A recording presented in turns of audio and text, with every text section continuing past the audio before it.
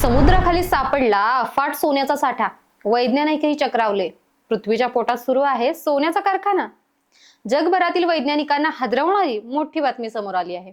प्रशांत महासागराच्या खोल भागात प्रचंड प्रमाणात सोन्याचा साठा असल्याचे संशोधनातून उघड झाले आहे. मात्र हे सोने सहज मिळणार नाही, कारण ते पृथ्वीच्या तळाशी आणि पृथ्वीच्या खोल भागात दडलेले आहे. न्यूझीलंडच्या उत्तरेला असलेल्या कार्माडिक आर्क या ज्वालामुखीय पट्ट्यात संशोधन करताना वैज्ञानिकांना आश्चर्याचा धक्का बसला. ज्वालामुखीय काच म्हणजेच व्हॉल्कॅनिक ग्लास नमुन्यांमध्ये अपेक्षेपेक्षा खूप जास्त प्रमाणात सोने आढळून आले.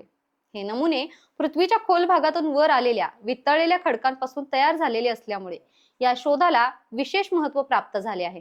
या संशोधनातून एक महत्त्वाची गोष्ट स्पष्ट झाली आहे.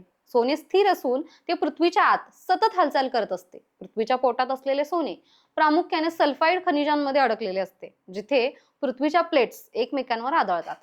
तिथे तापमान आणि दाब प्रचंड वाढतो. याच प्रक्रियेमुळे खडक वितळतात आणि त्यातून सोने मुक्त होऊन ते वितळलेल्या खडकांमध्ये मिसळते. हे वितळलेले पदार्थ हळूहळू वरच्या दिशेने सरकतात आणि काही ठिकाणी मोठ्या प्रमाणात त्याचा साठा तयार होतो. वैज्ञानिकांच्या मते ही प्रक्रिया म्हणजे प्रत्यक्षात सोने तयार होणे नाही, तर पृथ्वीतील नैसर्गिक हालचालींमुळे एका ठिकाणाहून दुसऱ्या ठिकाणी साठवले जाणे. त्यामुळे काही ज्वालामुखीय प्रदेशांमध्ये सोन्याचे मोठे साठे तयार होतात. ही प्रक्रिया सतत सुरू असल्यामुळे याला नैसर्गिक गोल्ड फॅक्टरी असे संबोधले जात आहे. हा शोध जितका रोमांचक आहे तितकाच तो वास्तवात कठीणही आहे, कारण हे सोने समुद्राच्या अतिशय खोल भागात असल्यामुळे ते काढणे सध्या तरी जवळपास अशक्य आहे.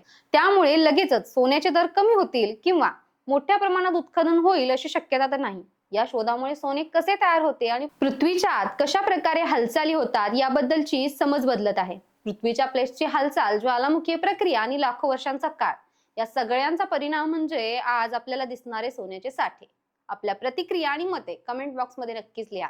अशाच माहितीपूर्ण व्हिडिओसाठी रोख कोल्हापूरला सबस्क्राईब करा आणि इन्स्टा पेज फॉलो करा.